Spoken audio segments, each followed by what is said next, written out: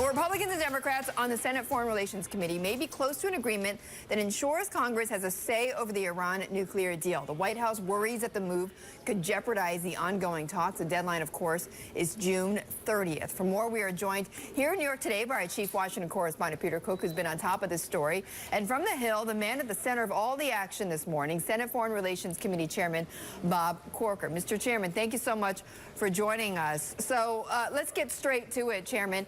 Do you have a deal with the Democrats on a bill that will give Congress some ability to sign off or block a deal with Iran?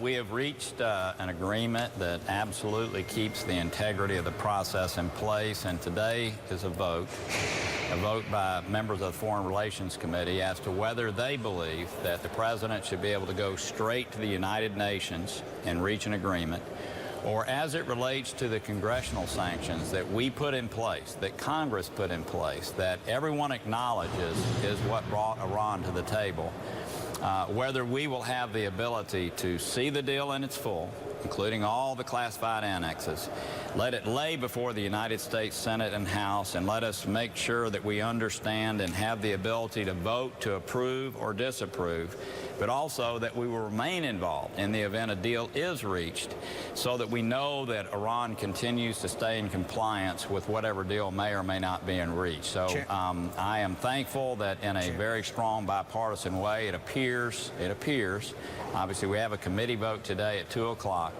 but it appears on behalf of the American people, this process that's full of integrity will become law. Chairman, you know the pleas from the White House. They know your intentions to have Congress have some sort of buy-in here, but they say there is a risk that this kind of legislation could jeopardize the talks, could derail the talks before we even see a finished product. Is there a risk? Yeah. Are you worried that Bob Corker is going to be blamed for blowing up a historic agreement with Iran? Absolutely not. As a matter of fact, we know that as it relates to the discussions in Switzerland, that the fact that most of the negotiators at the table felt that Congress ultimately was going to play a role. We know that that strengthened the administration's hand. It strengthened the negotiators from the West hand. So absolutely not. This puts in place a process. Administration is still fully free to go ahead and complete its negotiations.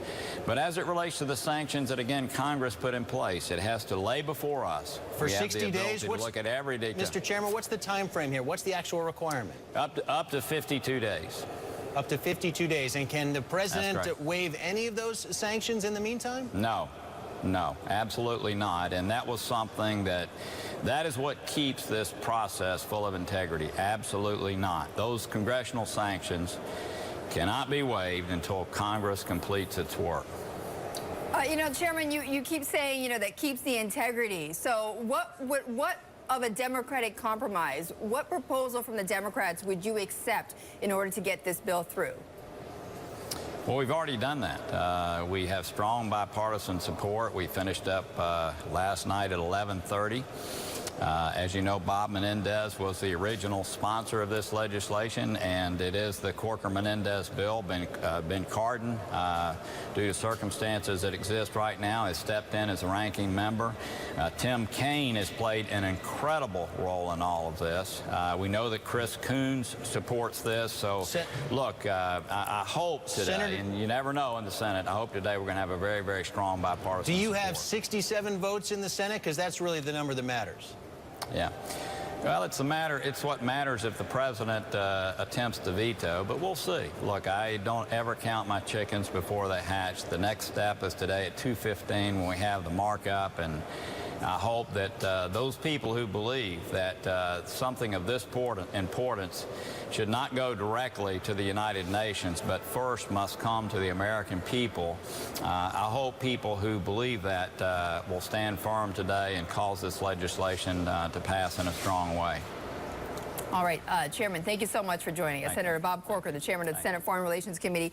Thank you for joining us this morning. Also, to Bloomberg's chief Washington correspondent, Peter Cook. Great to see you.